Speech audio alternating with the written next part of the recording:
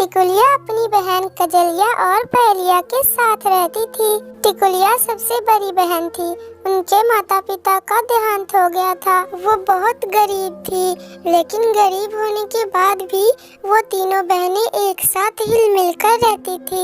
ऐसे ही एक दिन टिकुलिया अपनी बहन पहेलिया के साथ मार्केट जाती है और मार्केट जाकर सब्जियां खरीदने लगती है और तभी कहीं से चंदन आकर टिकुलिया से टकरा जाता है। टिकुलिया को देख चंदन के मन में उसके लिए प्यार की घंटी बज जाती है और जैसे ही चंदन की टिकुलिया से टक्कर होती है, वैसे ही टिकुलिया गुस्से में बौखलाते हुए बोलती है, अरे अंधे हो गए हो क्या जो मुझे टक्कर मार के चल रहे हो, बदतमीज कहीं के। अरे अरे गलती हो गई।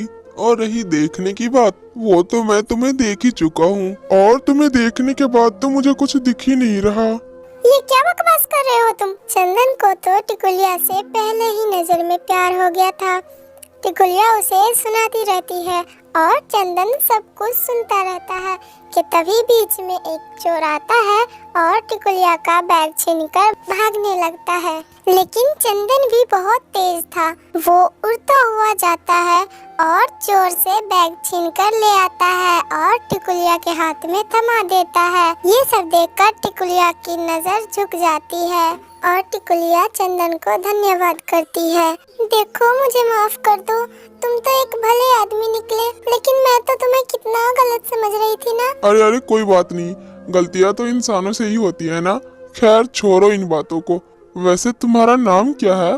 टिकुलिया, मेरा नाम टिकुलिया है। इतना कहकर टिकुलिया अपनी बहन पहेलिया के साथ घर चली जाती है। तो वहीं चंदन को तो अब टिकुलिया का ही ख्याल सताने लगता है और इसी तरह चंदन एक बार फिर उसी मार्केट में जाता है जहां उसे टिकुलिया मिली थी।